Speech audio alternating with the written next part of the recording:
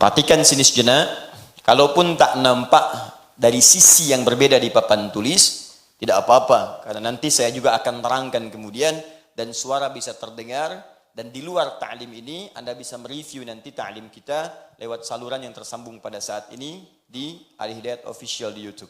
Sekarang mari kita perhatikan baik-baik, teman-teman sekalian. Fokus ini, saya tuliskan Bismillahirrahmanirrahim.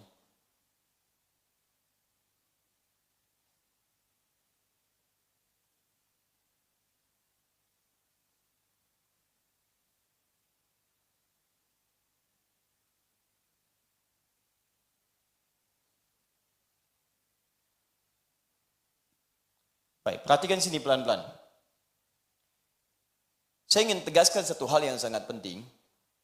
Kalimat Al-Fatihah, sekali lagi, al-ya, ingat di pertemuan lalu, bisa ma'rifah, ta'rif, bisa istighraq. Kalau dia ta'rif, ma'rifah, maka yang dimaksud Al-Fatihah itu surah pembuka dalam mushaf dan surah pembuka dalam salat. Dipahami sampai sini? Alhamdulillah. Tapi kalau yang dimaksudkan istighraq, mencakup semua fungsi keutamaan dan keistimewaannya, maka jika itu yang dimaksudkan, maka hal yang perlu kita pelajari adalah semua kandungan Al-Fatihah itu dari awal sampai akhir untuk mendapatkan keistimewaan yang dijanjikan. Bagaimana caranya baca Al-Fatihah? Bisa mendapatkan syifa, bisa mendapatkan misalnya keberkahannya, bisa mendapatkan kemudahan dalam aktivitas pekerjaan kita. Bagaimana caranya? Maka pahami awal ayat sampai akhir ayat Al-Fatihahnya. Tapi kalau sekedar ingin dipakai dalam sholat, sah. Atau sekedar ingin baca Al-Quran, antum tak paham pun tak ada masalah. Sholatnya sah. Karena syarat sholat itu bukan paham kandungan Al-Fatihah. Syarat sholat itu benar bacaan Al-Fatihahnya. Begitu dibacakan, benar. Tapi kalau tidak paham, antum kehilangan momentum untuk meminta kepada Allah Subhanahu Wa Taala. Mengerti sampai di sini? Baik, dalam upaya kita memohon itu, syarat pertamanya kita harus paham setiap huruf, setiap kalimat, bahkan setiap harakat dari awal ayat sampai akhir ayatnya. Di pertemuan lalu kita sudah sepakati berdasar keterangan dalam Al-Quran surah ke-15 ayat 87 bahwa Al-Fatihah itu jumlahnya 7 ayat. Walaqad atainaka sab'an minal mathani wal Qur'anil 'azim. Dan kami telah turunkan hanya kepadamu saja Muhammad sallallahu alaihi wasallam. Tidak kepada nabi-nabi yang lain, 7 ayat yang akan terus diulang-ulang. 7 ayat yang akan terus diulang-ulang. Satu episode kemarin kita bahas, yang dimaksud dengan 7 ayat itu adalah surah Al-Fatihah. Karena itu, kita mulai dengan bagian yang pertama, ayat yang pertama dari Bismillahirrahmanirrahim. Berikan harakat dulu supaya mudah untuk dibaca.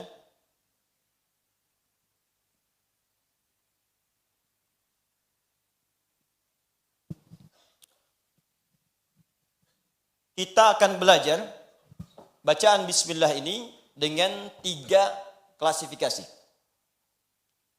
3 pembahasan. Pembahasan pertama terkait dengan makna. Apa maknanya bismillahirrahmanirrahim?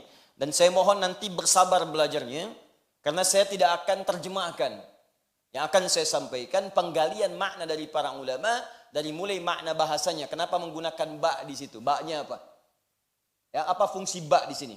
Apa maksud kalimat ismun? Apa maksud kalimat Allah? Apa maksud kalimat Ar-Rahman? Apa maksud kalimat Ar-Rahim? Sampai semuanya kita paham, baru kita akan mengerti bagian kedua tentang hikmah penggunaan kalimat Bismillahirrahmanirrahim ini. Jadi kalau sudah paham artinya, bagaimana cara menggunakannya dalam kehidupan kita? Kalau sudah mengerti ini, baru kita masuk kepada aspek fikihnya. Apakah ada kajian fikih di dalamnya? Kalau dipakai dalam sholat, apakah dibaca enggak kalimat Bismillahirrahmanirrahim? Kalau di luar sholat, bagaimana cara baca kalimat ini? Apakah dalam sholat dijaharkan Bismillahirrahmanirrahim ataukah silencir? Atau tidak dibaca sama sekali? Atau dibaca misalnya yang pertama, selanjutnya tidak? Kalau di luar salat bagaimana bacaannya? Apakah harus lengkap? Mau makan, minum, bismillahirrahmanirrahim. Atau boleh disingkat, bismillah misalnya. Seperti apa gambarannya? Itu aspek fikihnya. Ya, sepakat sampai di sini? Sepakat, tidak sepakat, tetap saya bahas 3 itu. Ya, saya mulai memperkenalkan dulu pembuka dari kitab ini, Tafsir Al-Quranil Azim, li al-Imam Ibnu Katsir rahimahullah. Nanti kalau terkait dengan aspek hukum, saya bawakan kitab yang lain. Saya ambil contoh misalnya kitabnya Syekh Ali As-Sabuni.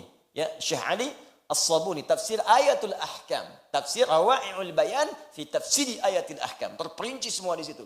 Ayatnya apa dalilnya, apa pendapat ulamanya, setiap pendapat apa dalilnya, lalu disandingkan semua pendapat itu, dikomparasikan, bandingkan, dan terakhir apa kesimpulan dari perbandingan itu. Nanti insya Allah saya bawakan kitabnya.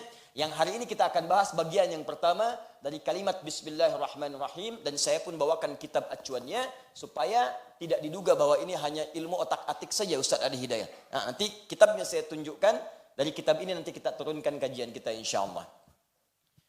Bismillahirrahmanirrahim. Kita mulai dengan Syekh Ibnu Katsir rahimahullah. Iftataha biha sahabatu kitab Allah Ta'ala. Iftataha biha sahabatu kitab Allah Ta'ala. Para sahabat seluruhnya memulai bacaan kitab Allah, yakni Al-Quran, dengan Bismillahirrahmanirrahim. Ya, dengan Bismillahirrahmanirrahim di mushaf. Karena itu tulisan di mushaf Bismillahirrahmanirrahim dicantumkan. Baik yang bacaan Al-Fatihahnya Bismillahnya sir, tidak dibaca sama sekali, tetap ketika Anda melihat mushaf akan ada kalimat Bismillahirrahmanirrahim. Jelas di sini? Baik. Wattafaqal ulama'u ala annaha ba'du ayatin min suratin Naml. Pertama, semua ulama sepakat bahwa kalimat Bismillahirrahmanirrahim tercantum sebagai bagian dari ayat di surah An-Naml, surah ke-27. Tepatnya ayat ke-30. Ya innahu min Sulaibana wa innahu bismillahirrahmanirrahim. Jadi khusus untuk di ayat itu, di surah itu, surah ke-27, surah An-Naml. Ingat kalau disebutkan surah Al-Quran, saya sudah pernah mengajarkan, jangan bacakan dengan terjemahannya. Karena ini termasuk bagian dari kalimat-kalimat dalam syariat yang harus dibacakan dengan Arabnya. Ya seperti adzan, seperti nama surah dalam Al-Quran, kalau ingin berbincang dengan kawan, jangan disebutkan terjemahannya. Pertama, namanya akan berubah dalam kesan. Terjemahannya mungkin benar, tapi kesan yang diterima di hati bisa berbeda. Yang ketiga, respon kita menyikapi suratnya atau nanti menyikapi syariatnya juga akan tidak sama. Minimal tidak serius dalam menunaikannya. Sedang baca surat apa, akhi? Surat semut. Ya. Kamu bro, surat mak-mak, An-Nisa. Ya. Misal, kamu apa? Surat saya gajah, Al-Fil. Ya, dia sedang baca apa? Dia sedang baca surat lebah, An-Nahl. Jadi kesannya agak lain. Beda dengan kita ucapkan. Baca apa dia? An-Naml. Kamu merajaah surat apa? Al-Fil. Dia surat apa? An-Nisa. Jelas ya? Sama dengan adzan. Allahu Akbar, Allahu Akbar. Jangan diganti-ganti. Begitu Anda terjemahkan ke dalam bahasa biasa, atau ada penerjemah, atau diganti bahasanya. Karena pernah kejadian di beberapa negara demikian. Di Turki pernah terjadi seperti itu. Di Tunisia hampir-hampir. Dan tidak ada kesan dalam jiwa. Tidak ada lekat. Dan tidak ada penguat ke dalam hati kita untuk menunaikan salat dengan baik. Respon dari adzan itu. Bayangkan di Indonesia berapa bahasa muncul. Ya, pulau saja itu ada 13.677 pulau. Itu belum termasuk pulau Gadung, pulau Gebang, pulau Abang dan sebagainya. Nah, Anda bayangkan bahasanya banyak. Ya, bahasa Jawa, bahasa Sunda, ya, bahasa Betawi. Allahu Akbar, Allahu Akbar. Bahasa persatuan. Ya, bahasa Arab muncul. Tapi ketika Anda terjemahkan, ya, Tuhan saya besar, Tuhan saya besar. Indonesia, tapi orang lain belum tentu tahu. Betawi, Tuhan gua gede, Tuhan gua gede. Ke Bandung, Allah nu agung, Allah nu agung. Beda, kesannya lain. Ya, jelas ya? Karena itu dalam hal konteks terkait dengan surah Al-Quran, sebutkan dengan namanya. Semua ulama sepakat bahwa kalimat Bismillahirrahmanirrahim yang tercantum dalam surah An-Naml, surah ke-27, ayat ke-30, adalah termasuk bagian dari surah itu dan ayat yang dimaksudkan. Nggak ada perbedaan pendapat di sini. Kemudian, thumma ikhtalafu hal hiya ayatun mustaqillatun fi awwali kulli suratin. Kemudian mereka berbeda pendapat. Apakah Bismillahirrahmanirrahim ini termasuk awal dari setiap surah? Misal setiap surah Al-Baqarah ada Bismillahirrahmanirrahim. Kalau Anda buka di mushaf sebelum Al-Baqarah ada Bismillahirrahmanirrahim. Ya. Sebelum Ali Imran ada Bismillahirrahmanirrahim. Sebelum An-Nisa ada Bismillahirrahmanirrahim. Cuma satu surah yang tidak dibuka dengan Bismillahirrahmanirrahim, yaitu surah ke-9, namanya surah At-Taubah atau surah Al-Bara'ah. Jadi hanya satu surah yang tidak dibuka dengan Bismillahirrahmanirrahim. Sebagian ulama mengatakan, walaupun tidak ada di situ, tapi Allah kemudian menyantumkannya di An-Naml ayat ke-30. Di jumlah Bismillahirrahmanirrahim tetap 114 jumlahnya. Ya, semua 113 selain Al-Bara'ah, tapi kemudian ditetapkan di An-Naml ayat ke-30. Innahu min Sulaiman wa innahu bismillahirrahmanirrahim. Maka jumlah Bismillahirrahmanirrahim dalam Al-Quran, dalam mushaf semuanya 114. Jelas? Kenapa Ustaz tidak dibuka Al-Bara'ah At-Taubah dengan Bismillahirrahmanirrahim? Karena Bismillahirrahmanirrahim itu kalimat penuh dengan ungkapan kasih sayang. Janji-janji kebaikan. Ada kemuliaan, ada lemah lembut di dalamnya. Ada sifat Allah yang sangat memerhatikan. Sedangkan Al-Bara'ah At-Taubah itu surahnya diturunkan untuk membuka izin perang. Bara'atum minallah. Telah tiba kemudian izin dari Allah Subhanahu wa taala dan Rasulnya. Ketika kalian banyak dizalimi, sekarang kalian sudah mulai kuat bisa membela diri. Silahkan siapkan pembelaan itu, berjihad kalian. Di jihad bukan menembak orang sembarangan, ya bunuh orang, granat orang, bom orang, bukan. Jihad itu mempertahankan harga diri, mempertahankan izzah Islam wal muslimin ketika kita memang kemudian membutuhkan pembelaan-pembelaan yang dimaksudkan. Maka dalam perang itu tidak ada kasih sayang. Saya banyak menerangkan kalimat ini, belum pernah ada di muka bumi ini dari awal sejarah sampai dengan kekinian orang perang pakai kasih sayang. Silahkan cek, tanyakan pada tentara-tentara manapun, pada pasukan-pasukan paling hebat dimanapun, pernahkah ada sejarah dituliskan perang menggunakan kasih sayang? Assalamualaikum, assalamualaikum dulu tuh. Izin tembak ya. Dor, sakit nggak? Kalau sakit maaf ya, sengaja, ya. Nggak ada begitu. Tembak ya tembak, gitu kan? Karena itu di At-Taubah tidak menggunakan Bismillahirrahmanirrahim. Jadi yang pertama, ada perbedaan pendapat di kalangan para ulama tentang apakah Bismillahirrahmanirrahim dalam setiap awal surah itu termasuk bagian dari surah itu atau tidak. Jelas ya? Kemudian au min kulli suratin kutibat fi awwaliha wa annaha ba'du ayatin min kulli suratin au annaha kadzalika fil Fatihah. Atau bismillah itu termasuk bagian dari Al-Fatihah. Saja. Kalau tadi setiap surat ya, awal surat, awal surat, awal surat. Atau bismillahirrahmanirrahim ini bagian dari surah Al-Fatihah saja, yang lainnya tidak. Maksudnya bukan bagian dari surah Ali Imran, bukan bagian dari surah Al-Baqarah, bukan bagian dari surah An-Nisa dan seterusnya. Tapi dia bagian khusus dari surah Al-Fatihah. Jadi yang pertama, bagian dari setiap surah. Jelas? Yang kedua, hanya Al-Fatihah saja. Yang ketiga, au annaha kadzalika fil Fatihah duna ghairiha au annaha innama kutibat lil fasli la annaha ayatun ala aqwalil ulama salafan wa khalafa. Yang ketiga, ataukah Al-Fatihah itu bukan bagian dari Al-Fatihah? Maaf, ataukah Bismillahirrahmanirrahim itu bukan bagian dari Al-Fatihah dan bukan bagian dari semua setiap surah, tapi dia ayat khusus yang diturunkan untuk memisahkan antara satu surah dengan surah yang lainnya. Ingat, ada 3 bagian. Satu, bagian dari semua surah. Yang kedua, hanya Al-Fatihah saja. Bukan bagian dari surah-surah yang lain. Bukan bagian dari Al-Baqarah, bukan bagian dari Ali Imran sampai An-Nas. Dia hanya bagian dari Al-Fatihah saja.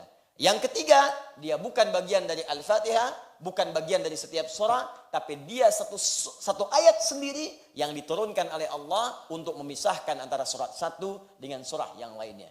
Di sini nanti ada detail pendapat dari para ulama. Apa pendapat mereka? Bagaimana kemudian dalil-dalilnya? Itu nanti kita akan rincikan di kitab terkait dengan ayat-ayat hukum, kitabnya Rawai'ul Bayan fi Tafsiri Ayatil Ahkam. Ya, di situ nanti akan memuat pendapat-pendapat para ulama dengan detail dan lengkap insyaallah. Ini pembuka dari Al-Imam Ibnu Katsir. Nah, sekarang yang kita bahas karena bagian fikih bagian yang ketiga, kita masuk pada bagian yang pertama tentang makna Bismillahirrahmanirrahim dulu, terlepas dari perbedaan pendapat dari para ulama tentang kedudukan dan bacaan-bacaannya. Namun mereka sepakat bahwa kalimat Bismillahirrahmanirrahim adalah kalimat pembuka dalam mushaf dan termasuk tertuliskan dalam surah Al-Fatihah.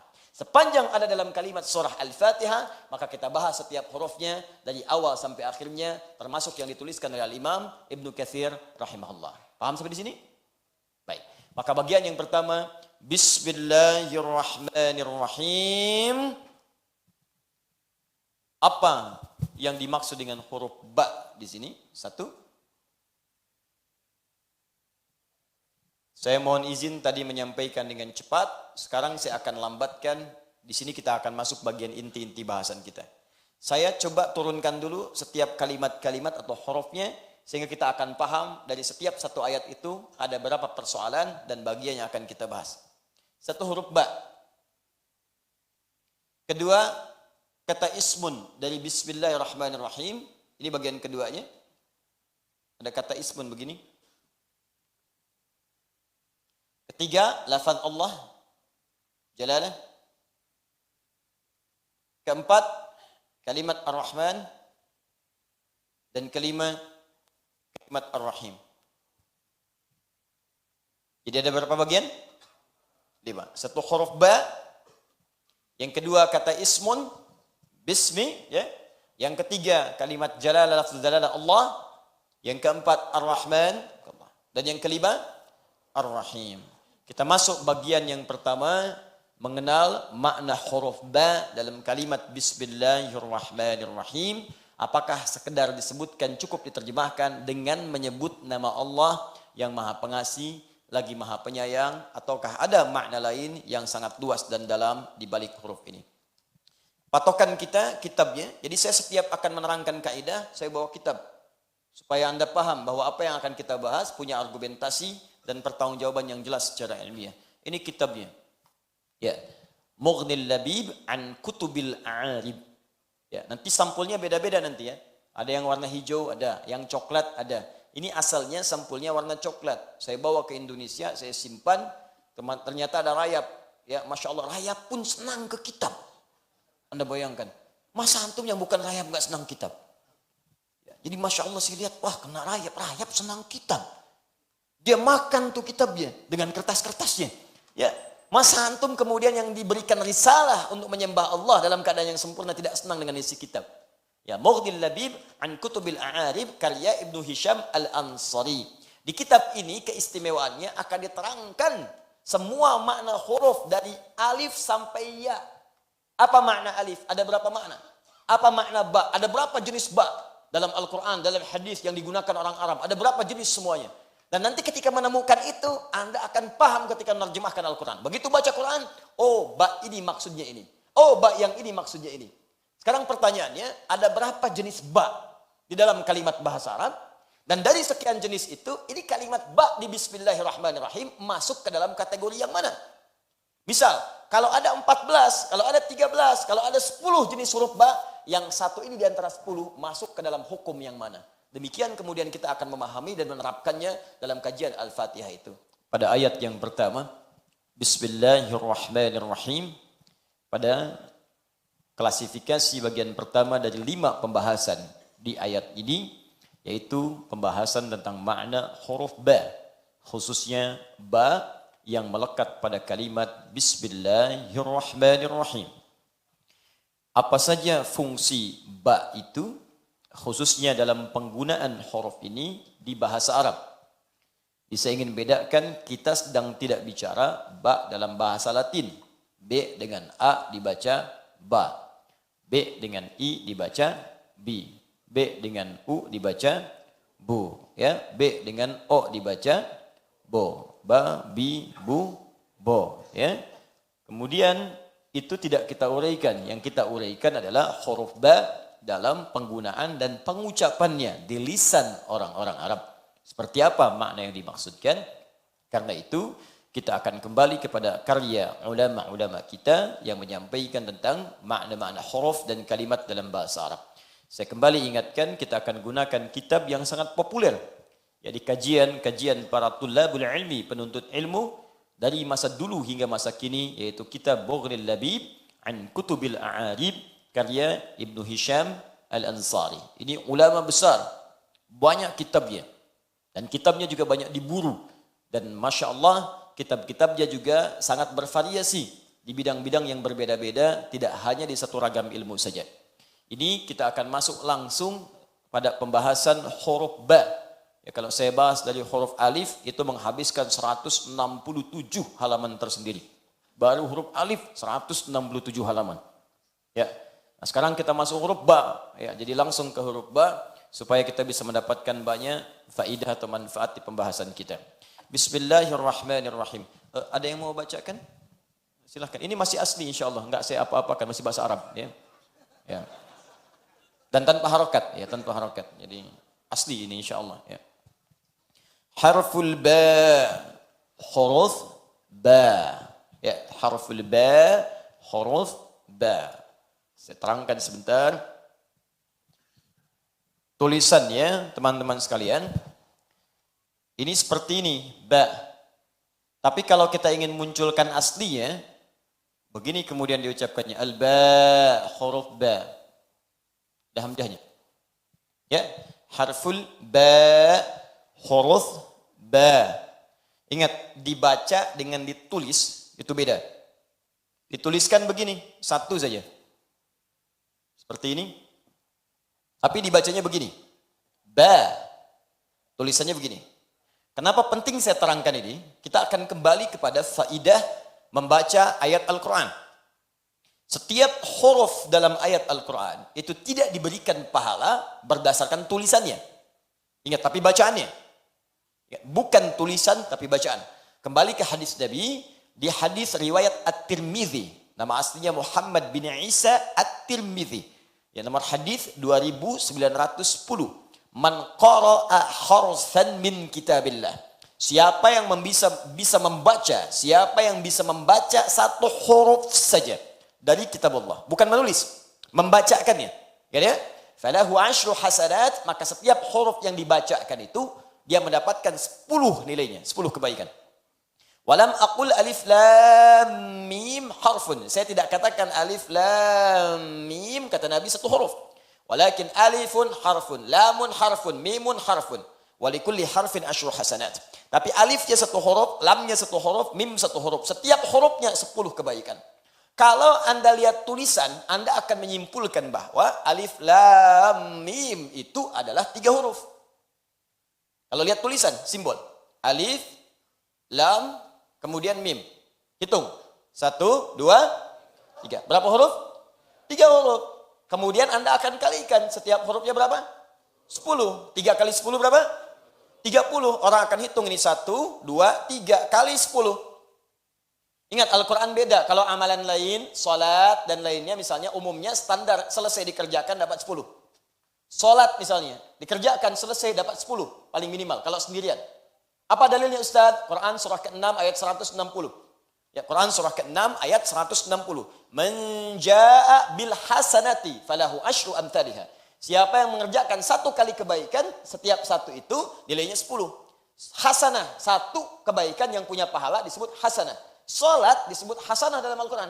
Quran surah ke-11 ayat 114. Aqimis salata tarafain nahar wa zulafan minal lail innal hasanati yudhibnas sayyiat. Tunaikan salat itu. Ya, dari mulai siang sampai malam sampai ke subuh, tunaikan semuanya. 5 waktu itu. Awas hati-hati. Sungguh salat-salat itu disebut dengan hasanat. Setiap Anda kerjakan salat punya hasanah itu, selain punya pahala, dia bisa menggugurkan dosa-dosa kecil sepanjang bukan dosa besar.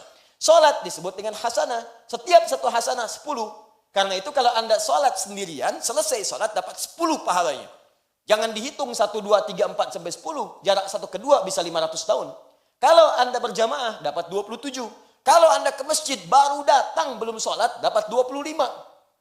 Baru datang, baru di hadis Muslim, baru datang ke masjid dengan niat sholat, baru datang 25. Jarak satu keduanya 500 tahun. 2 ketiga 500 tahun. 3 keempat 500 tahun. Sampai 25. Baru datang. Kalau gitu saya datang aja Ustaz, besok balik lagi. Sholat sendirian di rumah dapat 10, saya baru datang ke masjid 25. Dengan niat sholat, kalau datang niat balik lagi, nggak dapat apa-apa. Tapi Al-Quran beda. Tidak dihitung selesai baca dapat 10, tidak. Setiap hurufnya Anda bayangkan. Setiap huruf. Jangan diartikan Anda baca, Bismillahirrahmanirrahim. 10, tidak. Hitung berapa jumlah hurufnya. Tapi kebanyakan orang menghitung itu bukan dari bacaannya. Kan Nabi katakan, walam akul. Saya nggak katakan kata-katanya, bukan tulisannya. Kalau tulisannya begini, 1, 2, 3. Tapi kalau bacaannya, kata-katanya, maka ngukurnya menggunakan ilmu arud. Dalam ilmu arud, setiap yang ditulis, jangan dilihat tulisannya, tapi lihat bacaannya. Di ilmu arud ada 16 rumus disebut dengan bahar. Jadi kalau Anda tuliskan alif, lam, mim, tulisannya seperti ini. Alifun. Oh. Ada berapa huruf lagi? 3. Dari satu ini aja ada 3 kali 10. Masya Allah. Ini huruf apa? Belum selesai. Hamzah. Dari sini saja Hamzah. 1, 2, 3, 4. Sudah 4 huruf. Dari sini saja haun. 3 huruf. Ha. 1, 2, 3. Belum selesai. Ternyata rumus ini nanti disebutkan dalam Al-Quran surah kedua ayat 261. Orang yang selalu hitung-hitungan dalam beramal akan diberikan sesuai dengan hitungannya. Tapi setiap orang yang mengerjakan karena Allah tanpa pernah berhitung, wallahu yudha'ifu liman yasha' wallahu wasi'un alim. Allah akan berikan tanpa batas dengan kadar kekuatan pengetahuan Allah terhadap kadar keikhlasan orang yang beramal itu. Jadi kalau mengerjakan apapun termasuk infak, jangan pernah kita berhitung. Disebutkan di ayat sekali infak 700. Mathalul ladzina yunfiquna amwalahum fi sabilillah kamathali habbah ambatat sab'a sanabil fi kulli sumbulatin mi'atu habbah. Ingat, sekarang sering dipotong sampai sini ayatnya. Setiap orang infak, setiap satu yang dia keluarkan sama dengan satu menanam biji satu. Ya, menanam satu benih. Satu tumbuh jadi 7 tangkai. Setiap tangkai ada 100 biji baru. 1 kali 7 kali 100, 700 kali lipat. Orang sering menghitung, masukkan 100.000 kali 700. Itulah nilainya di sisi Allah. Ayatnya belum selesai. Teruskan ayatnya. Wallahu yudha'ifu liman yasha. Allah akan berikan kadar berkali lipat tanpa hitungan kepada siapa yang dikehendaki. Siapa yang dikehendaki itu? Orang yang tidak pernah berhitung dalam amalannya. Kalau Anda masukkan 100.000, tapi Anda hitung 100.000, nolnya 5. Lumayan, di sisi Allah 700 kali lipat. Dihitung Anda 70 juta. Masya Allah. Bikin status, alhamdulillah hari ini sudah punya tabungan akhirat 70 juta. Apa ada satu orang yang masukkan cuma 500 rupiah. Dan dia nggak pernah berhitung. Saking ikhlasnya dia jaga itu supaya nggak bunyi gitu kan. Masukkan. Dan kotaknya itu bukan kayu, tembaga. Ya. Saking ikhlasnya dia jaga supaya nggak bunyi itu. Masuk. Dan lillah dilakukan karena Allah. Masya Allah. Boleh jadi dia dapat 1 juta kali lipat di sisi Allah Subhanahu wa taala. Masya Allah. Ini saya ingin katakan kalau baca ba ini jangan dikira sekali ba dibaca dapatnya cuma 10, belum tentu. Walaupun secara hitungan ini akan ditemukan misalnya 19 huruf secara hitungan, tapi ingat pahalanya akan dituliskan dengan bacaan bukan dengan hitungannya. Paham di sini? Nah, sekarang harful ba. Nah, karena itu saya tuliskan bentuk keasalnya ba. Walaupun ditulis dengan satu bilangan saja, satu unsur bi, ya, tapi kembali ke asalnya huruf ini dibaca dengan ba. Ada berapa maknanya? Al-ba'ul mufradah. Ba yang berdiri sendiri itu, maksudnya kalau kita melihat huruf ba secara sendirinya, tidak digabungkan dengan huruf-huruf lain, ya ba sendiri, ya ba sendiri itu harfu jarnin li arba'ata asyara ma'nan. Huruf ba ini dia punya 14 makna. Huruf ba saja. Sebelum digabung dengan huruf-huruf lain, ba saja itu punya 14 makna. Jadi kalau saya pisahkan tadi, begini teman-teman, kan kita pasah bagi 5 bagian kan? Ya, di sini ada 5 kalimat. Huruf ba, ismun, Allah, ar-Rahman, ar-Rahim. Kita pisahkan dulu pada unsur-unsurnya untuk mendapatkan keindahan maknanya dan kedalaman pengertiannya. Ba turunkan, ba ini saja, satu huruf ini, kata Ibnu Hisham Al-Ansari dalam kitabnya Mughdil Labib, berdasarkan penelusuran beliau pada lisan orang-orang Arab. Kapan ba digunakan? Dalam tulisan mereka, dalam bacaan mereka, ditemukan huruf ba ini punya 14 makna, 14 fungsi. Ada 14. Awas hati-hati, dan setiap 14 ini bisa beda-beda maknanya. Jadi kalau Anda baca dalam Al-Quran, Bismillahirrahmanirrahim. Ba di sini sama enggak dengan ba di Al-Maidah ayat 6? Wamsahu biru'usikum. Sama enggak dengan kalimat alaihissallahu biahkamil hakimin? Ba-nya sama enggak? Sama-sama ba, sama-sama harakatnya kasrah. Ba, bi. Berapa banyak bi dalam Al-Quran? Apakah semuanya punya makna yang sama? Belum tentu. Itulah indahnya bahasa Al-Quran. Kalau dikembalikan kepada maknanya dan dahsyatnya Allahu Akbar, semua diksinya akan sangat tepat dengan konteksnya. Semua pilihan hurufnya akan sesuai dengan maknanya. Sekarang kita akan lihat apa saja yang ke-14 itu. Ya, satu fungsi bisa 1 jam. Sebentar. Sampai jam berapa kita malam ini? Silahkan insyaallah ya. Anda sampai jam 11, ya saya jam 9 udah pulang ya. Saya mau ke Padang nanti insyaallah. Bismillahirrahmanirrahim. Awwaliha, yang pertama dari 14 itu. Ya, yang pertama awwaliha. Ustaz, kenapa dibaca awwaliha bukan awwaluha? Karena ataf kepada kalimat sebelumnya. Li arba'ata asyara. Ya, artinya arba'ati ini. Arba'ati asyara. Ya, arba'ah karena ada huruf lam dibaca awwaliha bukan awwaluha. Pertama al-ilsaq. Al-ilsaq. Qila wa huwa ma'nan. Dan inilah yang dimaksud makna utama dari huruf ba itu. Pertama al-ilsaq. Ingat ilsaq bukan besok. Besok. Ilsaq. Al-ilsaq. Insyaallah. Ilsaq. Ilsaq. Qila wa huwa ma'nan. Dan banyak yang menyebutkan bahwa fungsi pertama inilah fungsi asal ya. Yang paling dasar, yang paling pokok. Di antara 14 fungsi ini dasar yang paling utama. Jadi kalau ada huruf ba, rata-rata tidak akan jauh dari fungsi yang pertama ini. Yang lainnya nanti akan mengikuti. Kita akan lihat nanti ya. Ada musahabah, ada tab'id bin duni tahdid, tab'id ma'at tahdid, ada istighraq, ada taukid, ada ghayah, ada macam-macam. Tapi dasar utamanya adalah ilsaq. Ya. Apa itu ilsaq? Dari kata alsaqa yulsiqu, ilsaqan.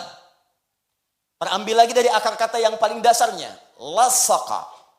Lasaqa, lam, sad, qaf. Ini akar kata yang paling asal. Sebelum mendapatkan penambahan hamzah jadi alsaqa. Ya, lasaqa. Sesuatu yang lekat menempel, sulit terpisahkan. Lekat, nempel, sulit terpisahkan. Karena itu orang Arab menyebut lem dengan lisaq. Ya akhi, indaka lisaq? Ya akhi, kamu punya lem enggak? Ya, indaka lisaq? Oh iya, besok. Bukan. Ya, lisaq. Ya, kamu punya lem enggak?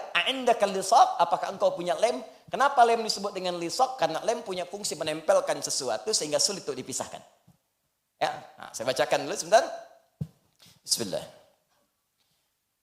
Wa huwa ma'nan la yusariquha, falihadza iqtasara alaihi Sibawayh. Sibawayh itu orang paling hebat, master di ilmu nahwu, ya, master di ilmu nahwu, gramatikal bahasa Arab. Di gramatikal bahasa Arab itu punya 4 turunan ilmu yang penting. Satu nahwu, ingat, yang kedua saraf, yang ketiga nanti saraf ada 12 lagi. Ketiga nanti balaghah. Balaghah punya 3 cabang ilmu lagi. Ma'ani, bayan, badi'. Yang keempat arud. Arud punya 16 cabang ilmu lagi disebut dengan bahr nanti namanya. Ya, di nahwu nanti ada banyak turunan kitab. Dasarnya nanti ada jurumiyah misalnya. Ya, karangan As-Sunhaji. Ya, al-kalamu wal lafzul mufidu. Ya, al-kalamu wal lafzul murakkabul mufidu bil wad'i wa aqsamu thalathatun ismun wa fi'lun wa harfun. Wa amma al-ismu wa kalimatun dalat ala ma'nan fi nafsi wa lam tuqtaran bi zamanin wad'an. Itu jurumiyah. Dasar nanti sampai masuk ke Imriti, sampai masuk ke Alfiyah.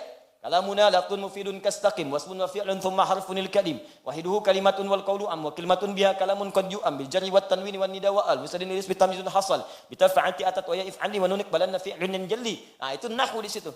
Dalam penemu ilmu nahwu yang paling dahsyat ya, itu asalnya kembali nanti kepada Al-Qur'an, dasar-dasarnya. Dikeluarkan nanti yang paling faqih di zaman Nabi, di antaranya dari sekian banyak sahabat-sahabat Nabi, di antaranya sahabat Ali bin Abi Thalib. Nanti diinisiasikan kepada Abil Aswad Ad-Duali, diteruskan kepada Khalil bin Ahmad Al-Farahidi, nanti kemudian dikembangkan sampai munculnya masa Sibawayh. Sibawayh itu pakar ilmu nahwu yang namanya melampaui batas sejarah kehidupannya. Usianya sangat muda, bahkan wafat dalam usia yang sangat belia, sekitar 37 tahun. Itu pakar bahasa Arab. Dan asalnya menjadi pakar karena ketidakmampuannya mengucapkan bahasa Arab dengan benar. Ini bukan orang Arab. Kan orang Arab, orang Parsi. Ya, kalau kita sekitaran sekarang Iran, Irak, dia datang kemudian ke Arab, ikut halakah. Begitu baca kalimat, salah harakat. Begitu salah itu, salah. Oleh gurunya dikatakan, sebelum ikut majlis, belajar dulu bahasa Arab dengan benar. Supaya bisa baca dengan benar. Langsung dipatahkan penanya oleh beliau. Ya, bukan sekedar patah, sengaja patah. Dasar guru, ya, bukan. Bukan amarah begitu. Bukan. Tapi beliau berazam di hadapan gurunya, saya tidak akan datang lagi ke tempat ini, saya patahkan dulu pena saya, sebelum saya mampu menguasai bahasa Arab dengan baik. Itu caranya. Keluar beliau belajar bahasa sampai jadi pakar di bidang bahasa, mengalahkan guru yang tadi kemudian mendebat beliau itu. Atau membetulkannya. Jadi kalau ada kalimat-kalimat guru demikian, ditafsirkanlah ke arah yang positif. Dapat keberkahannya. Syekh Nawawi Al-Bantani itu di antara doanya sebelum datang ke majelis ilmu sering sedekah, ngasih orang-orang sekitaran dan diniatkan sedekahnya itu, niatnya itu indah sekali. Apa niatnya? Ya Allah, mudah-mudahan dengan sedekah ini ya Allah, saya ditutup dari mengenal aib-aib guru saya. Saya nggak pengen tahu aibnya ya Allah. Ya sedekah sebelum datang. Supaya tidak disibukkan untuk mencari kesalahannya. Supaya tidak disibukkan untuk menafsirkan segala kekurangannya. Pokoknya udah, saya nggak mau tahu, pengen kebaikannya aja. Karena itu tidak pernah beliau belajar kepada setiap guru kecuali mendapatkan manfaat ilmunya. Dan tidak pernah kenal kekurangannya. Sehingga pikiran semuanya terbatas pada kemuliaannya. Nah, ini kadang-kadang ini yang hilang di siswa-siswa sekarang. Sebelum masuk majlis sudah salah tuh. Majlis siapa? Sadadi? Bid'ah. Itu bisa mana? Bagaimana dapat ilmunya? Ya. Nah, karena itu saya katakan pada siapapun mesti baik. Ya, berprasangka baik. Kalau ada baik diambil. Tak sepakat jangan dicela. Ya? Nah, itu siapapun gurunya. Anda tidak harus berguru kepada saya. Banyak ustaz-ustaz lain yang baik-baik. Ambil ilmunya. Barangkali ada kelebihan yang bisa menenteramkan dan meneduhkan jiwa Anda. Ambil ilmunya dan di situ kemudian beradab dengan mulia. Paham ya? Ya, saya tidak mengajarkan Anda untuk mencela orang lain. Ya. Baik, kita kembalikan. Tadi seperti itulah Sibawai. Al-Imam An-Nawawi, demikian akhlak para ulama kita. Maka saya kembalikan ke sini, Sibawai juga berpandangan, setiap pandangan Sibawai akan diamini oleh semua pakar bahasa setelahnya. Jarang ada yang mendebat. Ya, baik, saya kembalikan. Thumma al-ilsaq haqiqiyun. Ya. Kemudian yang dimaksud dengan ilsaq itu lengket, nempel. Bisa berarti sifatnya nyata, langsung. Hakiki itu langsung. Contoh, amsaktu bi Zaidin idza qabadta ala syai'in min jismi. Amsaktu bi Zaid. Amsaktu, saya pegang Zaid pakai bi Zaid. Saya bisa katakan gini, amsaktu Zaidan. Nama siapa? Ya? Adi, jangan ini. Saya pegang Adi, jadi saya begini nanti. Nama siapa? Abdul. Coba berdiri. Masya Allah. Jazakallah khair. Baik, lihat sini. Amsaka yumsiku, pegang dengan erat. Begini. Ya. Gak usah ikut saya di situ aja. Nah, ini pegang, ya. Pegang dengan erat. Kalau saya bilang amsaktu Abdullah, ya, saya sedang megang Abdul. Artinya apa? Pegang biasa aja. Erat mungkin lepas. Tapi kalau saya katakan amsaktu bi Abdul, saya pegang sampai nempel dengan saya. Jangan pergi kemana-mana. Nempel. Ya. Di begitu saya tempelkan begini, nempel sampai nempel, jangan lepas. Coba jalan. Ima saya tarik atau saya ikut dia begini. Itu nempel, itu namanya menggunakan ba, itu ilsak namanya, nempel. Ya dulu. Ya, silakan duduk ya. Jazakallah khair. Semoga Allah berikan pahala pada antum. Nah, al-saqtu mindila, ya, al-saqtul mindil, misal, alal kitab. Saya tempelkan ini, ya, tisu ke kitab, ke buku, nempel begini. Di kemana aja bukunya pergi, ini mindil, ya. Sapu tangannya atau tisunya akan ikut. Ini ba namanya lisak. Jadi begitu menggunakan kata ba, al-saqtu misalnya, al-mindila bi kitabin. Saya tempelkan tisu ini ke kitab. Ketika menggunakan ba, itu tandanya itu tisu ditempelkan dengan erat sampai kapanpun sulit untuk dilepaskan. Jelas ya? Itu lisak hakiki. Ada yang maknawi. Maknawi itu tidak nampak dalam pandangan kita, nggak langsung kepegang, tapi begitu erat dengan kita. Kita megang nggak bisa, lihat pun nggak tampak. Ini bagian kedua nih. Tadi satu hakiki, bendanya ada, kelihatan langsung ada. Contoh, amsaktu bi Abdullah, saya pegang tangannya Abdul dengan kuat. Abdulnya kelihatan. Kelihatan, samping saya ikutin. Hakiki, yakin, ada benda materinya depan kita. Kedua maknawi, nggak nampak. Wujudnya nggak kelihatan, dipegang nggak bisa, dilihat nggak nampak. Cuman kita yakin ada itu dan nempel dengan kita. Misal, antum punya perasaan, punya perasaan nggak? Pak, coba tunjukkan pada saya, bisa kelihatan? Nggak ada, tapi kita yakin punya itu. Kita punya kebahagiaan, punya kesedihan. Ya, ada orang kemudian datang mengajak debat Abu Hanifah. Dia orang paling hebat di masanya, liberal dia, datang di masanya Imam Abu Hanifah. Tuhan tuh nggak ada katanya. Karena nggak kelihatan. Masya Allah. Hampir kalah semua orang pada saat itu. Datang anak kecil namanya Abu Hanifah Nu'man. Lewat dia. Kenapa Tuhan nggak ada? Maaf om. Bahasa kita ya. Sini. Maaf om, sini katanya kan. Oh kamu mau nantang saya? Bukan. Ya, saya cuma pengen tahu aja kenapa plak ditampar. Kaget dia. Kamu nampar saya? Emang kenapa? Sakit. Tunjukkan pada saya mana sakitnya. Ini, itu bukan, itu pipi. Saya pengen lihat sakitnya bukan pipinya. Saya nggak bisa tampakkan demikianlah Tuhan Allah. Bukan berarti yang tak kelihatan itu tidak ada. Karena Anda pun merasakan sakitnya di situ. Tapi sakit tak nampak, tapi Anda bisa merasakannya. Kalah sama anak kecil, malu keluar dari situ, tobat. Liberal dulu, kalah sama anak kecil, tobat. Liberal sekarang sudah nggak punya dalil, nggak mau tobat. Itu yang kita doakan. Kalau yang begitu kita doakan dia, kita doakan. Banyak, Abu Jahal nggak mau tobat, maka sekarang nggak mau tobat. Ya. Dah, ya.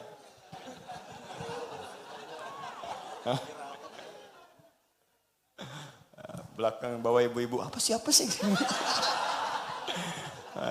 Gak apa-apa Bu ya, gak apa-apa, bismillah. Walaupun tidak nampak, yang penting hati kita terhubung lah ya. Nih, catat, Dun.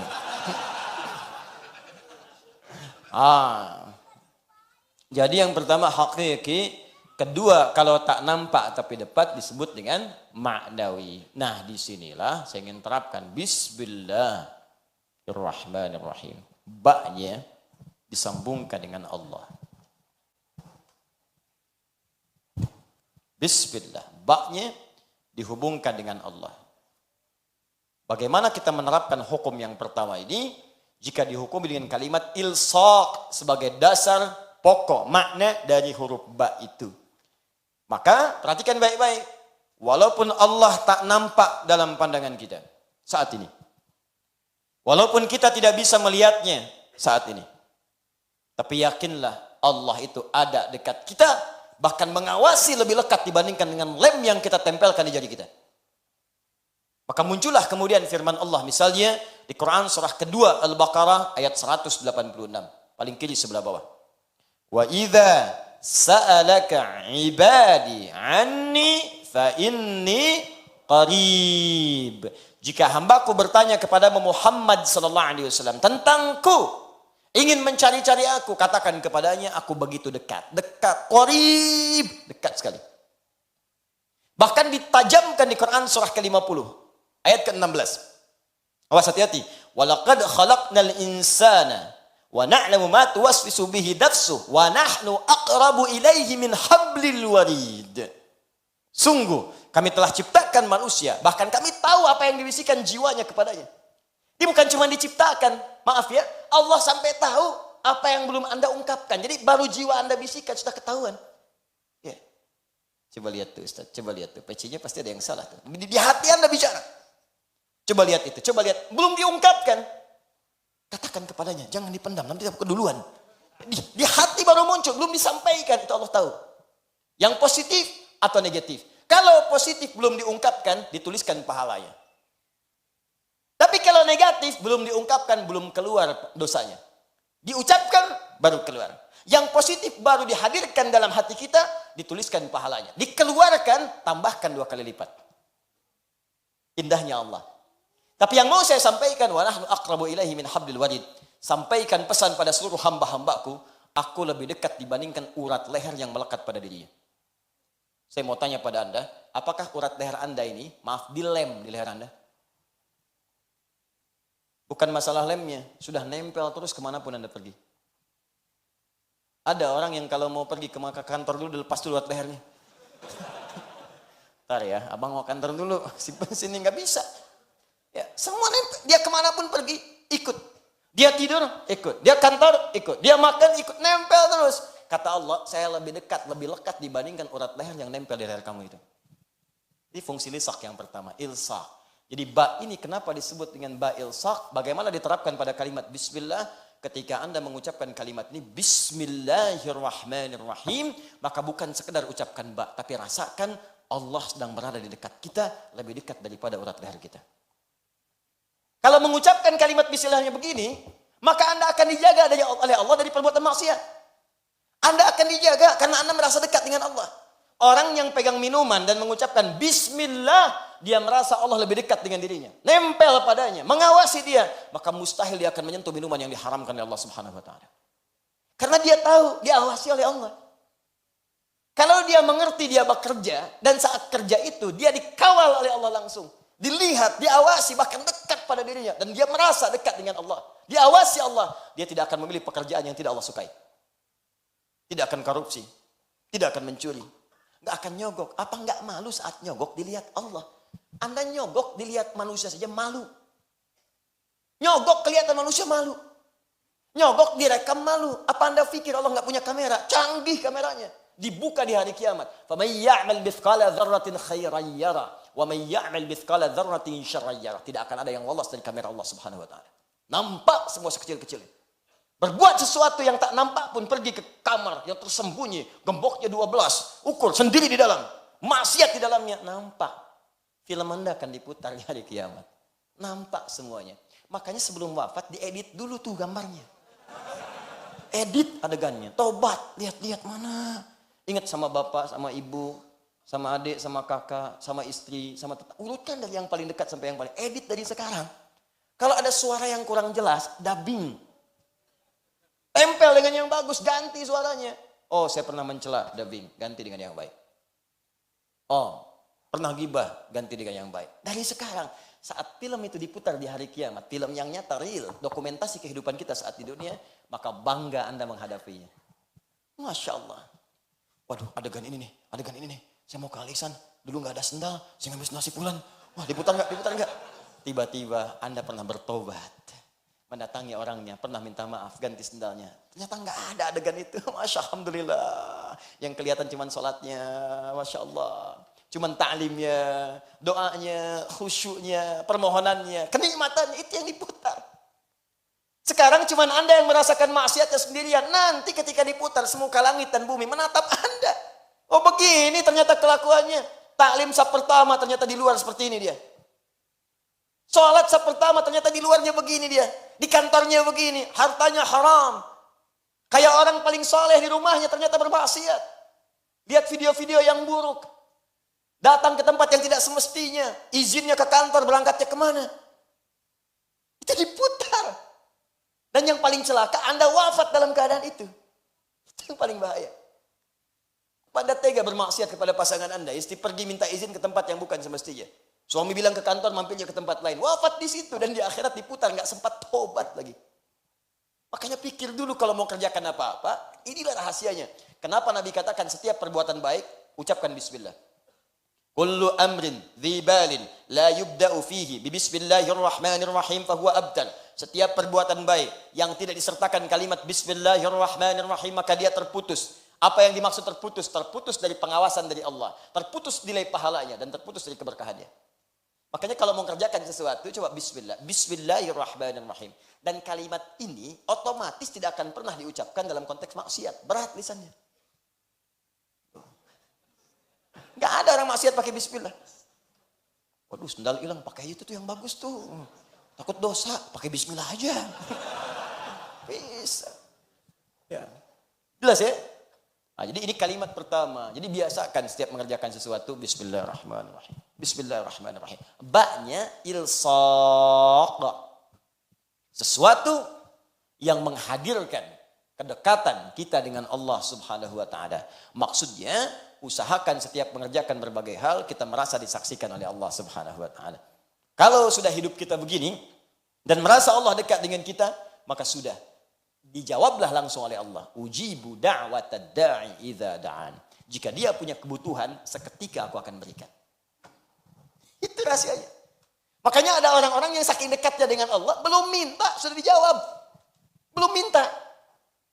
Belum memohon sudah dikabulkan. Kan saya sering sampaikan, Maryam ada. Ya, Maryam itu kan bukan nabi, bukan rasul, manusia biasa. Kenapa diberi contoh dalam Al-Quran manusia biasa? Supaya kita bisa mengikutinya. Supaya Anda tidak katakan dia kan nabi ya Allah, dia kan rasul. Oh saya manusia biasa, aku mah apa atuh?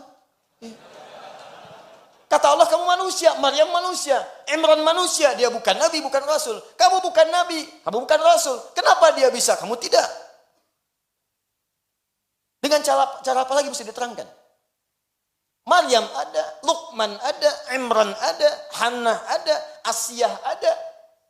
Ada semuanya. Apa yang tidak ada? Karena itu kita turunkan ini sebagai bagian dari contoh kehidupan kita turunkan. Bangun kedekatan dengan Allah. Bangun. Bangun. Coba. Wa idza sa'alaka 'ibadi 'anni fa inni qarib. Setelah mengatakan saya dekat, ujibu da'watad da'i idza da'an. Maka ketika dia punya permohonan, aku kabulkan. Nah, karena itu orang yang bismillah itu, maka akan dibuktikan kedekatannya dengan menyembah Allah, beramal saleh. Makanya langsung disusul dengan kalimat falyastajibuli. Ketika saya panggil, cepat respon. Makanya orang-orang yang dekat dengan Allah sebelum dipanggil, dia sudah mendekat. Karena itu orang yang paham bismillahirrahmanirrahim diucapkan 17 kali dalam sehari. Kenapa itu diucapkan? Supaya kita menjadi semakin dekat dengan Allah. Semakin latihan. Anda mengucapkan 17 kali dalam sehari, masa nggak dekat juga? Minimal paham. Orang mengucapkan sekali, belum paham, sekali lagi. Belum ngerti, sekali lagi. Anda 17 kali sehari. Masa nggak paham juga? Masa nggak dekat juga? Saya melakukan pendekatan misalnya ke Abdul. Sekali datang, nggak ketemu, wajar. 2 kali datang, nggak ketemu. 3 kali datang, 17 kali. 17 kali sehari datang. Masa nggak ada yang ketemu? Dapat, saya bisa dapatkan itu. Saya pengen ketemu Abdul. Masjid Al-Ihsan. Sekali datang, nggak ada. 2 kali datang, nggak ada. 17 kali sehari. Tengok lagi, tengok lagi, tengok lagi. Ada. Sekarang nggak dapat, besoknya dapat. Sekarang nggak dapat, besoknya dapat. Anda baca Bismillahirrahmanirrahim seumur hidup berapa kali? Masa belum dekat juga dengan Allah?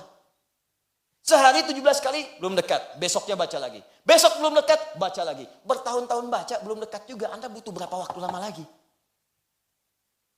Pertanyaannya adalah, apa yang menyebabkan orang baca ini belum dekat dengan Allah? Karena dia tidak paham fungsi huruf ba di dalamnya. Itu poinnya. Makanya rasakan ketika kita mengucapkan itu, rasakan fungsi ba yang kedua. Apa fungsi ba yang kedua itu? Al-musahabah. Satu ilsaq, kedua musahabah. Yang menyertai. Yang hadir bersama kita.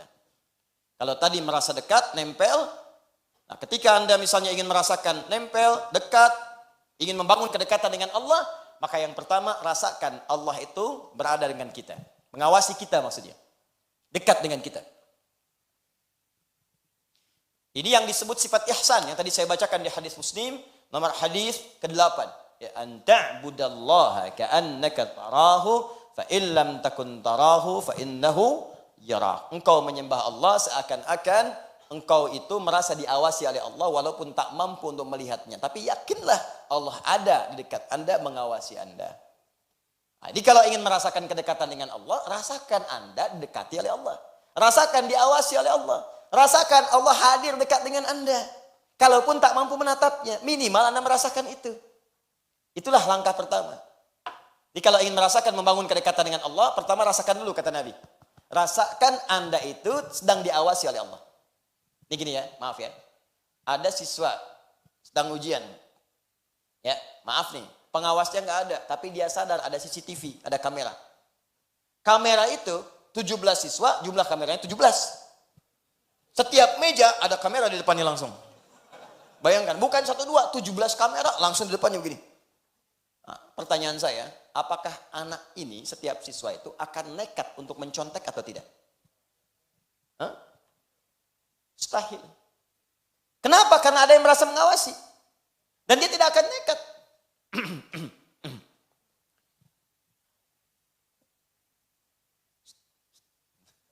Ini kameranya ke sini, tutup dulu misalnya. Tetap akan ketahuan, dicek lagi kenapa kamera di situ kosong. Lihat kamera intinya. Oh, dia sengaja memindahkan kamera untuk mengerjakan sesuatu. Maka orang yang merasa diawasi, sekalipun tidak ada bersama dia pengawasnya, dia akan serius untuk mengerjakan tugasnya. Di kantor ada CCTV, dia serius. Di masjid ada CCTV, serius. Saya katakan sekali lagi, CCTV mana yang lebih canggih dibandingkan dengan CCTV Allah Subhanahu wa taala? Dengan pengawasan Allah Subhanahu wa taala. Karena itu yang pertama, jika Anda ingin merasa dekat dengan Allah, rasakan setiap kita mengerjakan sesuatu, Allah pasti mengawasi kita, Allah pasti menyertai kita. Kalau sudah begitu, maka mata tidak akan pakai untuk melihat yang maksiat, tidak akan digunakan. Begitu akan melihat, Allah menyertai saya, malu. Begitu akan bicara yang kotor, Allah mendengar saya, malu. Begitu akan ghibah, ya Allah, sedang dilihat, malu. Malu, malu, malu. Akan melangkahkan kaki dengan sombong, malu. Allah maha tinggi, masa saya sombong? Firaun aja yang kaya sombong tenggelam, saya bukan Firaun, bukan Qarun. Ya. Apapun itu akan ada solusinya. Kalau sudah begitu, maka beramal akan lebih mudah. Itulah ba. Jadi kalau Anda beramalnya cepat, dekat dengan Allah, diawasi, Anda dekat dengan pejabat, akses Anda bisa mudah. Dekat dengan orang yang punya kedudukan, Anda lebih mudah. Anda dekat dengan Allah, apa yang tidak mudah bagi Allah? Apa yang tidak sulit bagi Allah? Yang tidak mudah bagi Allah? Semua mudah. Gak ada yang sulit, mudah semuanya. Nah, maka orang yang baca benar bismillahnya, walaupun tidak menyempurnakan sampai akhirnya, ada orang yang cuma baca bismillahirrahmanirrahim, sembuh penyakit. Saking dekatnya dengan Allah Subhanahu wa taala. Bismillahirrahmanirrahim. Minum, sembuh. Bismillahirrahmanirrahim. Rizki, udah. Insyaallah. Sedang haus luar biasa. Bismillahirrahmanirrahim. Hilang haus? Ya, yang saya bukan maksudkan yang ini. Hal-hal yang kadang rumit dalam kehidupan. Ada orang hanya mengucapkan bismillah, maka turun keberkahan dari sisi Allah Subhanahu wa taala. Maka kalimat ini bukan sekadar diucapkan, tapi bagaimana mengucapkan kalimat ini dengan dasar kedekatan kepada Allah Subhanahu wa taala yang dalam. Paham sampai sini? Jadi saya ingin katakan kalau Anda ucapkan bismillah, bismillah, bismillah, tapi kedekatan dengan Allah enggak ada, bagaimana doa bisa dikabulkan? Bagaimana jawaban bisa muncul? Mustahil. Sampai 1000 kali latihan, 2000 kali, 3000 kali, tapi Anda enggak ada kedekatan dengan Allah. Dan kedekatan itu ditunjukkan langsung kata Allah dengan ibadah. Dia orang yang dekat dengan Allah itu kelihatan ibadahnya. Kelihatan. Yang kedua lewat akhlak. Ingat ya, ingat baik-baik. Pertama, nampak kalimat bismillah itu menunjukkan kedekatan seorang dengan Allah pada ibadah. Lihat sholatnya, lihat sunnahnya, lihat bacaan Qur'annya, lihat tilawahnya, lihat bangun malamnya, lihat doanya. Setelah itu hasil ibadahnya nampak pada akhlak. Karena setiap ibadah itu terkorelasi dengan akhlak. Salat itu ibadah. Apa fungsi salat? Akhlak. Innas salata tanha anil fahsya'i wal munkar. Anda salatnya bagus secara syariat fikih. Rajin kuantitasnya, rajin sunnah dikerjakan, tahajud dikerjakan. Masya Allah, bacaan bagus. Cuman sayang, pendalaman tidak ada. Dampak gak muncul, akhlaknya tidak muncul. Mohon maaf, salat iya, narkoba iya. Salat iya, korupsi iya, ada yang salah. STMJ. Sholat terus maksiat jalan. Paham ya? Nah, ini bagian yang pertama. Jadi ukurannya kedekatan dengan Allah nampak pada ibadah terukur lewat akhlak. Itulah ba dalam makna ilsaq wal musahabah. Paham sampai sini? Baik, kita bahas dua dulu di sini ya. Jadi kalau 14 ya nanti saya tunjukkan lewat kalimat-kalimat yang lainnya. Sekarang saya beri bocoran dulu sebentar.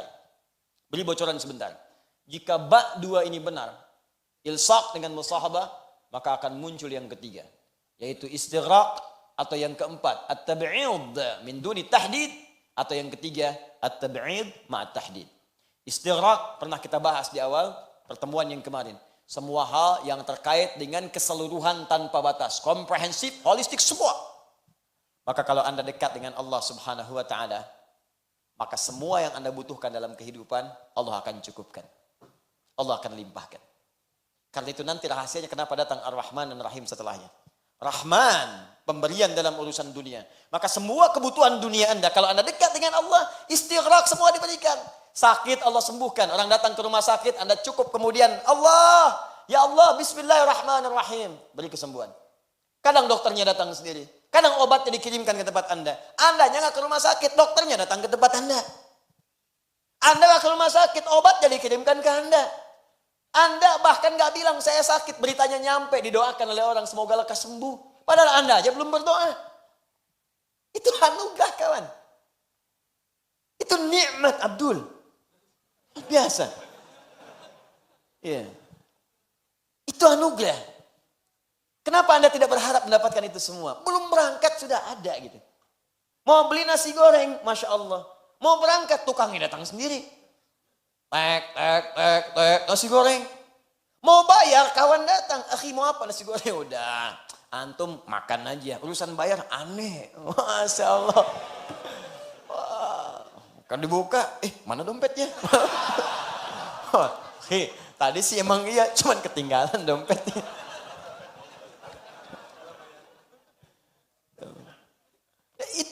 Dan itu nyata teman-teman, ada. Nyata. Cuma kembali kepada kita, realitas itu mau kita dapatkan atau tidak. Rahman, ya Rahman. Rahman, sifat pemberi semua urusan dunia. Rahman itu mencakup muslim, non-muslim, beriman, tidak beriman. Standar yang umum, universal dapat.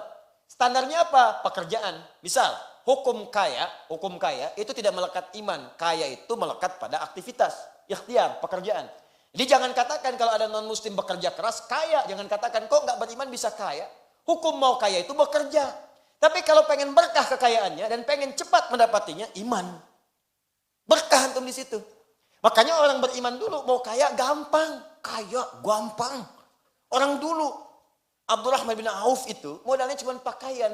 Mau kaya gampang, 3 bulan kaya. Setahun kapak terbuat dari emas. Setahun.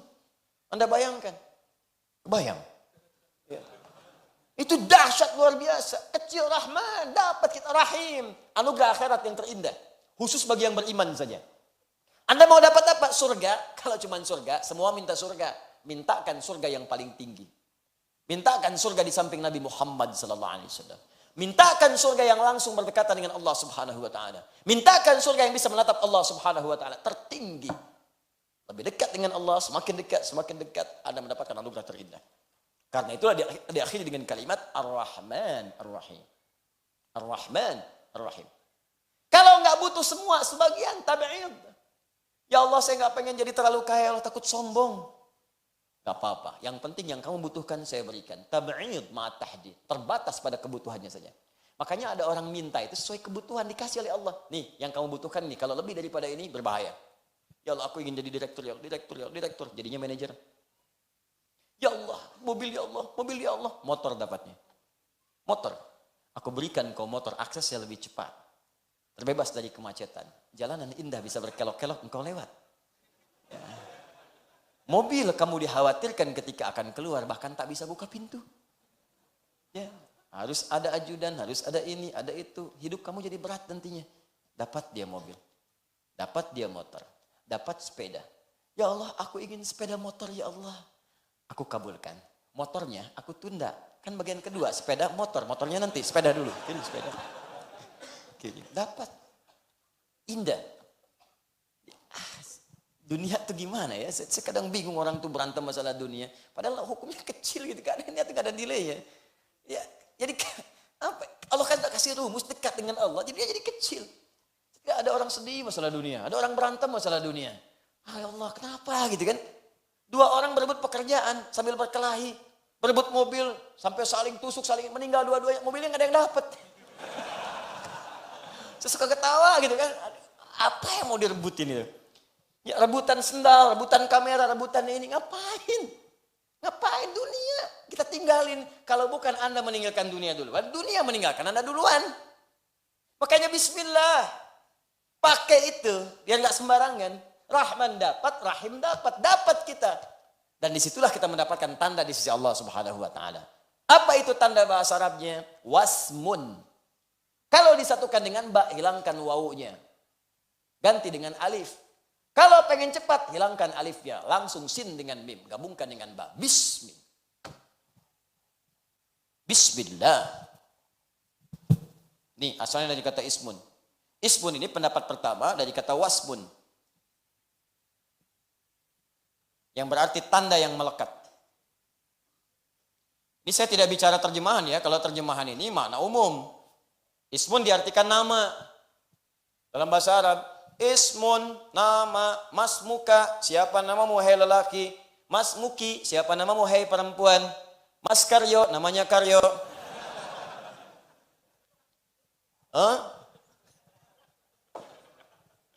Plus ismun, nama. Itu kalau bahasa Arab biasa, standar nama, masmuka, siapa namamu. Paham? Tapi kalau kita kaji lebih dalam, apa asal kata ismun ini? Wa qala al-Kufiyuna, wa qala al-Basriyuna. Ahli nahu dari Kufa, ahli nahu dari Basra. Orang-orang pakar bahasa Arab mengatakan pendapat pertama, ismun berasal dari kata wasmun, yaitu sesuatu tanda yang melekat. Kenapa ismun dikatakan dengan nama? Karena nama itu menjadi tanda yang membedakan dia dengan orang lain. Ini Abdul, ini Adi. Saya panggil Adi, nengok yang ini. Abdul, nengok yang ini. Asep, nengok yang di belakang. Hussein, nengok yang di kiri. Michael, nengok di kanan. John, nengok yang di depan. Ya. Nama. Karena itu ketika diberikan nama menjadi tanda dia untuk dibedakan dengan orang lain. Adi yang ini, Adi Hidayat yang ini. Adi, dua-duanya nengok. Bukan yang itu kok, Adi Hidayat. Yang ini berarti, apa mas? Bukan Hidayat yang ini, Adi Hidayat Nur Salim. Yang itu. Setiap diberikan nama, tambah untuk membedakan satu dengan yang lainnya. Karena itu setiap nama yang melekat, mau disingkat, mau tidak disingkat, pasti membedakan satu dengan yang lain. Nih, saya berikan gambaran. UAS singkatan. Siapa yang terbayang? Ustadz Abdul Samad. Kita doakan, studinya lancar, sudahnya insya Allah lancar. Ya kan? Kembali ke tanah air, berdakwah dengan baik, diterima masyarakat, dan insya Allah dijaga oleh Allah Subhanahu Wa Taala. Uben, siapa yang terbayang? Ustadz Bakhtiar Nasir. Kita doakan, baik, sehat, ya dikuatkan oleh Allah, diikhlaskan dalam berdakwah, dijaga kesehatan, dapat. Wahab, Adi Hidayat, ya, itu yang lain. Doakan Allah ampuni dosanya, masih banyak maksiatnya, semoga Allah ampuni, itu aja. Selesai. Ya, jadi setiap kita mendapatkan itu nampak. Makanya pasti ketika nggak ada akan dicari. Ya, ayo singkat silakan, tapi akan spesifik menunjuk pada orangnya. Ya, UAH, Ustadz Adi Hidayat, UAS, Ustadz Abdul Samad, UBN, Ustadz Bakhtiar Nasir. Ya, Ustadz Yahya Kusmayanto, Kuya. Dia misal, contoh. Paham ya? Nah, jadi inilah wasmun. Nah, bismillah kalau kita kaitkan dengan Allah, orang-orang yang dekat dengan Allah Subhanahu wa taala. Yang selalu membangun kedekatan dengan ibadah tadi, dengan akhlak, maka dia akan mendapat tanda spesial di hadapan Allah Subhanahu wa taala. Ditandain tuh hamba tuh. Disebut-sebut namanya oleh Allah. Beda dengan yang lain. Maka turun kalimat, fadhkuruni adzkurkum. Kamu nyebut saya sebut kamu. Banyak hamba yang disebut oleh Allah Subhanahu wa taala. Di antaranya adalah hamba-hamba yang sering rajin ke majelis ilmu. Itu hamba spesial. Ibadahnya di majelis ilmu supaya punya ilmu. Ilmu dipakai dalam amal. Orang seperti disebut oleh Allah. Majtama'a qaumun fi baitin min buyutillahi. Gak pernah orang kumpul-kumpul di satu rumah di rumah Allah Subhanahu wa taala. Datang ke masjid, datang ke majelis ilmu. Orang kumpul-kumpul di gelanggang, orang kumpul-kumpul misalnya di Medan, kumpul-kumpul di pasar, di macam-macam, dia datang ke majelis ilmu. Yatluna kitab Allah untuk belajar Al-Qur'an. Wa yatadarasunahu fima bainahum. Dia kaji, dia tafsirkan, dia diskusi, dia dapatkan maknanya. Kecuali dia mendapatkan 4 hal. Allah berikan 4 kemuliaan. Ghasyiyat humur rahmah. Sepanjang dia belajar itu, rahmat Allah diliputkan di atasnya. Mau minta apa? Nazalat alaihimus sakinah. Maka akan diberikan ketenangan dalam jiwanya. Makanya orang pulang dari majelis ilmu, itu hatinya serasa lebih tenang. Kalau nggak percaya silahkan ya. Waktu berangkat dengan waktu pulang akan beda. Ada suasana hati yang lain. Kalau Anda datang ke majelis saya, tidak merubah diri Anda, pulang dari sini nggak ada getaran, nggak ada apa-apa, tinggalkan saya. Cari ustadz lain. Akan beda, Anda datang akan beda. Makanya banyak majelis diburu sebelum dibuka. Dimulai maghrib, datang subuh. Datang pagi, ada yang nginep, datang siang. Apa yang mau dicari? Snack nggak ada. Dulu waktu masih sedikit, ada. Sekarang nyari sendiri. Kan, Aqua ada insya Allah. Samping ada, Ihsan Mat lengkap. Gitu kan. Ada, tapi apa yang mau didapatkan? Ada kenikmatan gitu kan. Ada ketenangan yang kita raih. Nah ada hamba-hamba spesial. Ghasyiyat umur rahmat. Nazalat ilmus sakinah. Perhatikan kalimatnya belum selesai. Ya hafat humul malaika. Dan orang-orang ini akan diliputi oleh malaikat. Itu jangan dikira kosong. Jangan dikira. Ini padat banyak orang. Ada yang berdiri. Siapa duga dan siapa sangka di samping dia malaikat berdiri. Di samping dia malaikat duduk. Gak ada yang tahu.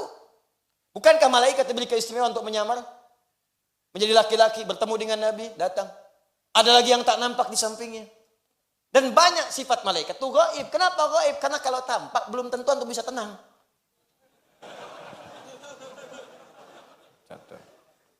Samping malaikat. Malaikat. Siapa? Malaikat maut.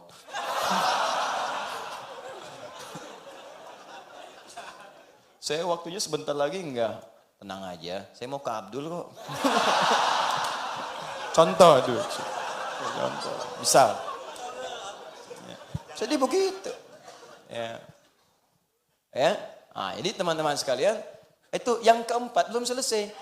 Alhamdulillah. Wa dzakarahumullahu fi man 'indah. Wa dzakarahumullahu fi man 'inda. Dan orang yang ikut ta'lim itu disebut-sebut langsung oleh ditandai.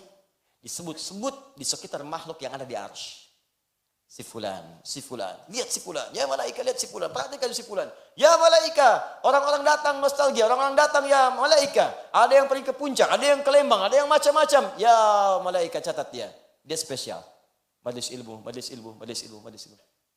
ada yang istighfar sebelum subuh spesial, disebut langsung oleh Allah, istighfar, ada yang sedekah, rahasia spesial, ada yang ahli Quran, lebih spesial ahli Quran, lebih spesial. Bahkan disebut oleh Nabi langsung kalimatnya, Ahlul Quran, Ahlullahi wa khasatuh. Ahlul Quran, orang yang sangat dekat dengan Allah dan diberikan kekhususan langsung oleh Allah Subhanahu wa ta'ala. Jika benar menjadi ahli Quran dia. Karena ada 3 jenis ahli Quran. 1, orang zalim dengan Qurannya. Hafal Quran tapi bermaksiat dengan Qurannya. Yang kedua, muqtasid, cukup untuk dirinya sendiri, belum bisa berbagi. Yang ketiga, sabiqum bil khairati biiznillah. Ahli Quran yang mengamalkan isi Qurannya penuh dengan nilai-nilai kebaikan. Itu di Quran surah ke-35 ayat ke-32. Kalau benar, langsung turun rahmat Allah, disebut-sebut oleh Allah. Wasmun. Sebut namanya. Dekat dia dengan Allah Subhanahu wa ta'ala. Ada tanda di sisi Allah Subhanahu wa ta'ala. Ini bukan sekedar bismillah dengan nama Allah. Ketika Anda menyebut Allah dengan namanya, Anda diberi tanda oleh Allah Subhanahu wa ta'ala. Anda mau kerja, Bismillahirrahmanirrahim. Menyebut nama Allah, ditandai oleh Allah. Jaga dari perbuatan maksiat. Jangan dituliskan hal maksiat di komputer dia. Bisikan di hatinya. Ya. Awas, begitu dibisikkan diberikan petunjuk burhan. Burhana Rabbi, laula ara burhana Rabbi. Lihat ada burhan dalam jiwanya. Jangan kerjakan ini. Ini bahaya. Bagaimana kalau kamu wafat? Pindah. Tinggalkan maksiat. Masya Allah, indah. Kalau hidup begitu, demi Allah saya katakan nyaman, enak. Nah, yang terakhir, ismun itu juga bisa berarti dari kata sumu. Sumuwun, sesuatu yang tinggi. Tinggi terangkat. Sumuwun. Sesuatu yang tinggi terangkat. Sesuatu yang tinggi terangkat. Oh, ini agak dalam ya kajiannya. Kalau ngaji biasa mungkin nggak dapat gitu. Ya, mungkin dapatnya nahwunya huruf jar aja. Ba'un harfu jar min ilaan ala fi rubaba kaflam.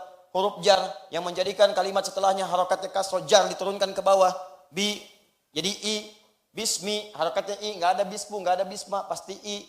Ya, billahi jadi i. Itu hanya hukum nahwu. Tapi kalau kita ngaji tafsirnya, maka mesti dibawa buku-buku seperti ini. Kitab-kitab ini supaya dapat kita lengkap. Sumuwun, sesuatu yang tinggi. Orang-orang yang ditandai oleh Allah maka akan diangkat derajatnya tinggi di sisi Allah Subhanahu wa taala. Jelas. Orang-orang dekat dengan Allah, merasa dekat dengan Allah, ibadah kepada Allah, akhlaknya mulia, maka ditandai oleh Allah dan diangkat derajat di sisi Allah Subhanahu wa taala.